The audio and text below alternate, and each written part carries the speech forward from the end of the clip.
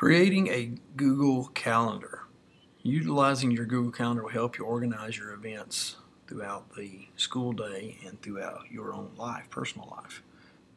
Go to the Google Apps box, click on that by double clicking.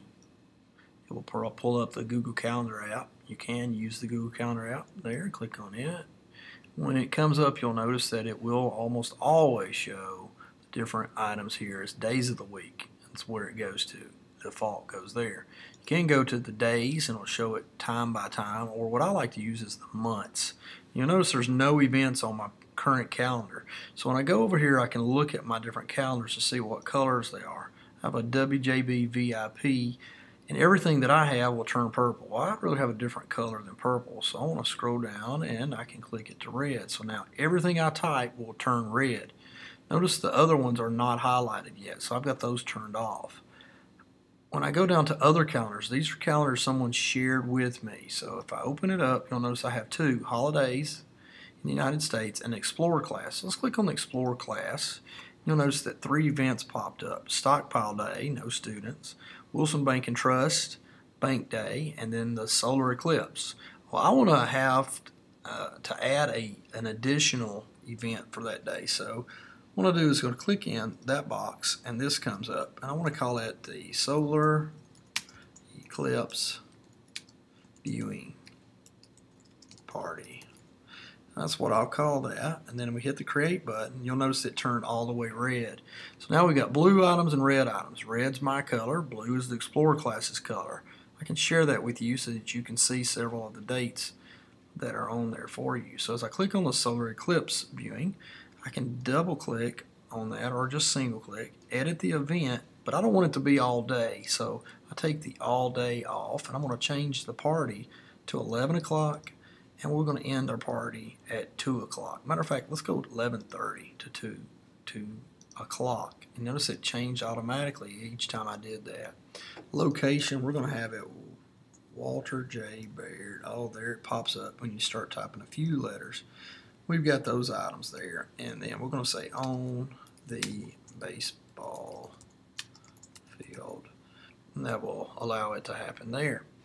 Now, I want to invite some people, so I'm going to go over here and invite a few items. Let's see, I'll pull up my own name there. And it does have an asterisk beside it, meaning that I'll have to email that person first for them to get there. Come to our party. Let's call it viewing party. And then I will send that email there. Next thing I want to do is just save the item. And as I save it, it will pop up and ask me to send the email again. And you'll notice that it changed from solid red to just that 11:30 time frame that you have on there. So you can now share different items with other people. So if I want to go to the WJB VIP and I want to share the whole calendar, I can. And the way to do that, you go down here and you click share this calendar. When you go there, it'll ask you to type in somebody's name. By typing there, you can type in whatever email you have, type that name, and there's different things that they can do. You'll notice that it comes up with see all event details. You can also go to allow them to make changes to event or make changes and manage sharing. There's different things. For the most part, you just want them to see the event. You can do that, and then you just save it and it will send them back. I'm not going to share it for this particular time, but you will be able to share your calendars there.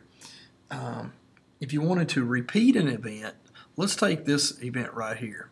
I want to take the Wilson Bank and Trust event, and I want to copy it to my calendar or more details. There's different ways to do it. So if we go to copy to my calendar, it now is on my event, and I want to repeat this weekly, monthly. It gives you different options. So I want to go to monthly, and then it will pop up every time on my calendar.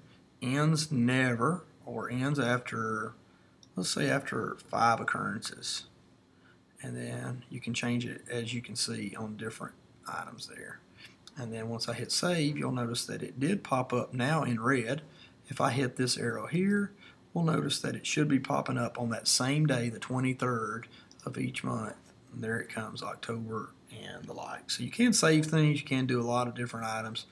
If If you like certain things, you can go and copy to your calendar, hit save there, and you'll notice that it popped up for each week that you do that.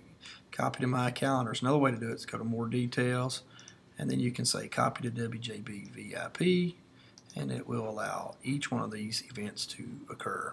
So go create a calendar, share an event with people in your class, share one with your teacher, and enjoy using these things to help you be better at organizing your events.